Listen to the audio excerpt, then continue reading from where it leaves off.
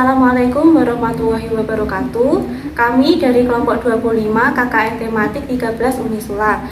Di sini kami akan menjelaskan mengenai kekerasan pada anak, berdampak pada fisik maupun mental, baik anak sebagai pelaku, korban maupun saksi. Pertama, pengertian anak. Anak merupakan karunia Tuhan yang mesti dilindungi dan dijaga hak-haknya sebagai manusia. Tentunya anak mempunyai sesuatu yang bisa mempertanggungjawabkannya, yaitu negara serta yang berkewajiban untuk membimbing serta mendapatkan hak-haknya secara utuh, yaitu keluarga dan masyarakat. Pihak tersebut harus melindungi, memenuhi, serta memelihara hak-hak anak agar berkembang hendaknya menjadi manusia seutuhnya dan berguna bagi bangsa serta agama nantinya. Hak-hak perlindungan anak. Undang-Undang Nomor 23 Tahun 2002 tentang Perlindungan Anak. A. Perlindungan di bidang agama. Perlindungan untuk beribadah menurut agamanya. Perlindungan anak dalam memeluk agamanya dijamin oleh negara, pemerintah, masyarakat, keluarga, orang tua, wali, dan lembaga sosial. Perlindungan anak dalam memeluk agamanya meliputi pembinaan, pembimbingan, dan pengamalan ajaran agama bagi anak. Yang kedua yaitu perlindungan di bidang kesehatan. Pemerintah wajib menyediakan fasilitas dan penyelenggaraan upaya kesehatan yang komprehensif bagi anak. Orang tua dan keluarga bertanggung jawab menjaga kesehatan anak. Jika tidak mampu melaksanakan tanggung jawab, maka pemerintah wajib memenuhinya. Negara, pemerintah, keluarga, dan orang tua wajib mengusahakan agar anak yang lahir terhindar dari penyakit yang mengancam kelangsungan hidup dan atau menimbulkan kecacatan. Negara, pemerintah, keluarga, dan orang tua wajib melindungi anak dari upaya transplantasi organ tubuh untuk pihak lain. Yang ketiga yaitu perlindungan di bidang pendidikan. Pemerintah wajib menyelenggarakan pendidikan dasar minimal 9 tahun untuk semua anak. Anak yang menyandang cacat fisik dan atau mental diberikan kesempatan yang sama untuk memperoleh pendidikan biasa dan pendidikan luar biasa. Anak yang memiliki keunggulan diberikan kesempatan yang sama untuk memperoleh pendidikan khusus. Pemerintah bertanggung jawab untuk memberikan biaya pendidikan dan bantuan cuma-cuma atau pelayanan khusus bagi anak yang dari keluarga kurang mampu, anak terlantar, dan anak bertempat tinggal di daerah terpencil. Anak di dalam dan di lingkungan sekolah wajib dilindungi dari tindakan kekerasan yang dilakukan oleh guru, pengelola sekolah, atau teman-temannya di dalam sekolah yang bersangkutan, atau lembaga pendidikan lain. Perlindungan di bidang sosial. Pemerintah wajib menyelenggarakan pemeliharaan dan perawatan anak terlantar yang dilakukan oleh Menteri Sosial. Pemerintah dalam menyelenggarakan pemeliharaan dan perawatan wajib mengupayakan dan membantu anak agar anak dapat berpartisipasi, bebas menyatakan pendapat dan berpikir sesuai dengan hati nurani dan agamanya, bebas menerima informasi lisan atau tertulis sesuai dengan tahapan usia dan perkembangan anak, bebas berserikat dan berkumpul, bebas beristirahat, bermain, berrekreasi, berkreasi, dan berkarya seni budaya, dan memperoleh sarana bermain yang memenuhi syarat kesehatan dan keselamatan. Anak terlantar karena suatu sebab orang tuanya melalaikan kewajibannya, maka lembaga keluarga atau pejabat yang berwenang dapat mengajukan permohonan ke pengadilan untuk menetapkan anak sebagai anak terlantar. Penetapan pengadilan sebagai dimaksud sekaligus menetapkan tempat penampungan, pemeliharaan, dan perawatan anak. Pengertian kekerasan terhadap anak. Kekerasan terhadap anak adalah tindakan-tindakan kekerasan pada anak yang akan meninggalkan rasa tidak nyaman dan dampak psikologisnya. Kekerasan terhadap anak ini dilukiskan dengan berbagai bentuk, antara lain seksual, fisik, emosional, atau psikis, dan ekonomi.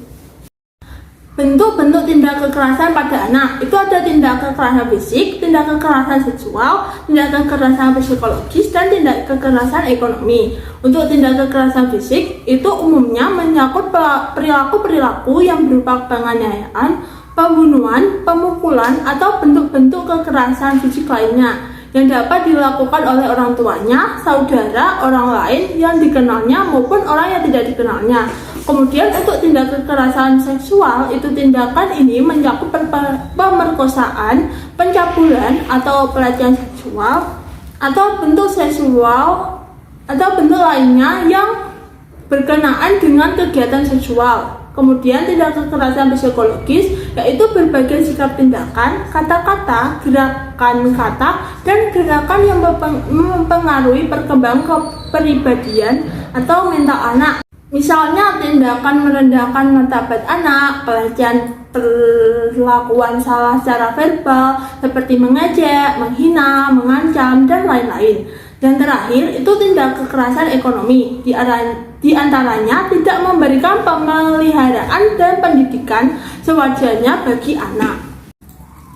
Kemudian itu ada faktor penyebab seperti dari orang tua, anak, keluarga, dan masyarakat. Pertama itu dari orang tua, itu misalnya usia muda, single parents, kehamilan yang tidak diinginkan, kurang pengetahuan tentang perkembangan anak, temperamental, dan lain-lain.